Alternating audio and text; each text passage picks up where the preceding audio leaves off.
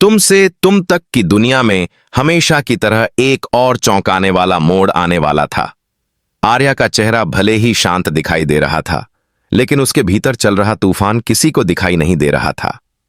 जालंधर, जो कभी आर्या का सबसे बड़ा दुश्मन बन चुका था, अब एक ऐसे रहस्य की कड़ी था जिसे आर्या हर कीमत पर दफनाना चाहता था। रजनंदिनी के अतीत का सच। रजनंदिनी, वो नाम जिसने आर्या के जीवन में आग लगा दी थी। उसकी यादें, उसके रहस्य और उसके साथ जुड़ा वह अपराध जिसे आर्या ने कभी नहीं सोचा था कि उसे फिर से सामने लाना पड़ेगा। जालंधर, जो कभी आर्या का सहयोगी था, अब उसके अतीत की चाबी बन चुका था।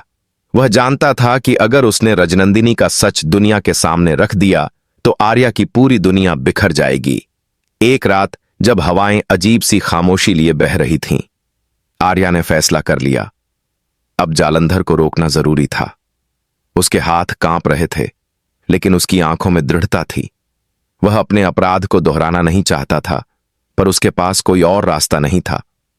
जालंधर की आंखों में लालच था। वो सच को बेचने की योजना बना चुका था, और उसी सौदे को रोकने के लिए आर्या ने वो किया जिसकी किसी ने कल्पना तक नहीं की थी। आर्या ने जालंधर को मार दिया। वो एक पल था जब उसकी सांसें रुक गईं और हवा में खून की गंध घुल गई। सब कुछ खत्म हो चुका था, लेकिन असल में यहीं से कहानी की शुरुआत हुई।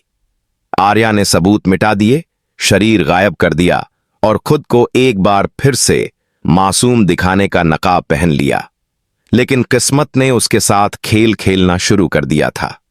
हर रात, हर सन्नाटा, हर परछाई उसे याद दिलाती थी कि उसने क्या किया है। और तभी उसकी जिंदगी में अन्नू आई, एक ऐसी औरत जो मासूमियत की मिसाल थी, पर जिसकी आंखें सच को पहचानने की ताकत रखती थीं। अन्नू धीरे धीरे आर्या के करीब आने लगी। उसे लगता था कि आर्या के अंदर कुछ छिपा है, कोई दर्द, कोई रहस्य जो उसे चैन नहीं लेने दे रहा। लेकिन वो ये नहीं जानती थी कि उसी के सामने बैठा आदमी एक कातिल है, जिसने सिर्फ एक नहीं बल्कि 2 जिंदगियां बर्बाद की हैं, जालंधर की और रजनंदिनी की। आर्या के लिए अन्नू एक नई शुरुआत थी, लेकिन अतीत की छाया हमेशा उसके सिर पर मंडरा रही थी। रजनंदिनी का सच एक ऐसा जख्म था जिसे वो किसी से साझा नहीं कर सकता था, क्योंकि रजनंदिनी सिर्फ उसकी पुरानी मोहब्बत नहीं थी, वो उसकी पहली पत्नी थी जिसने उसके खिलाफ बगावत की थी। रजनंदिनी ने आर्या को धोखा दिया था और उसी धोखे से उसकी जिंदगी में जालंधर आया था। रजनंदिनी ने जालंधर के साथ मिलकर आर्या को बर्बाद करने की साजिश रची थी, लेकिन साजिश पलट गई।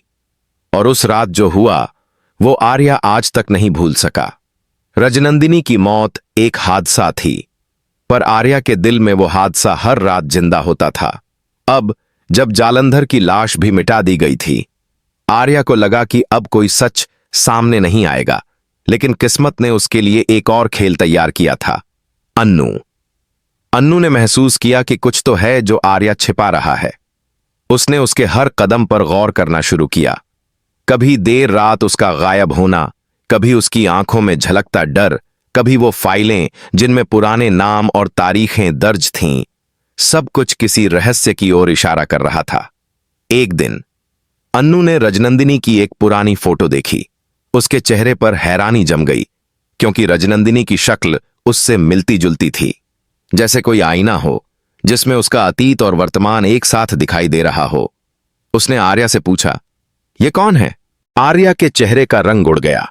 उसने जवाब देने की कोशिश की, पर शब्द गले में अटक गए। अन्नू ने महसूस किया कि इस तस्वीर में छिपा है वो सच जो सब कुछ बदल देगा। धीरे धीरे अन्नू ने रजनंदिनी की फाइलें, उसकी डायरी और पुराने अखबारों की कटिंग्स खंगालना शुरू किया। उसे पता चला कि रजनंदिनी की मौत एक एक्सीडेंट नहीं थी, बल्कि उसके आसपास कई संदिग्ध हालात थे, और इन सब में एक नाम बार बार सामने आ रहा था, आर्या। अब अन्नू का शक यकीन में बदल चुका था। उसने आर्या का पीछा करना शुरू किया। एक रात उसने आर्या को जंगल की तरफ जाते देखा। वहां एक पुराना फार्म हाउस था, और उसी जगह उसने जालंधर के गायब होने की खबर पढ़ी थी। वहां पहुंचकर अन्नू ने जो देखा, उसने उसकी रूह तक हिला दी। जमीन के नीचे दबी एक फाइल, एक फोटो और कुछ जलते हुए कागज। आर्या वही था, फावड़ा लिए, अपनी पुरानी यादों को मिटाने की कोशिश में। अन्नू ने वहीं आर्या का सामना किया। उसकी आवाज कांप रही थी। आर्या, ये सब क्या है? ये जालंधर और ये फोटो, तुम क्या छिपा रहे हो? आर्या ने पहली बार अन्नू की आंखों में देखा और उसके चेहरे पर कोई नकाब नहीं था। उसने थके हुए स्वर में कहा, सच जो तुम जानना चाहती हो वो तुम्हें तोड़ देगा अन्नू। अन्नू ने कहा, मुझे तोड़ने से पहले अपने झूठ का बोझ उतार दो।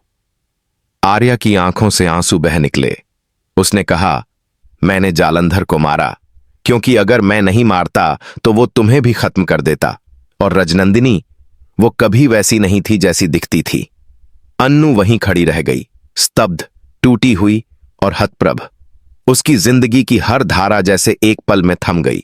उसे समझ नहीं आ रहा था कि वो किस आदमी के साथ रह रही थी, एक प्रेमी, एक रक्षक या एक कातिल।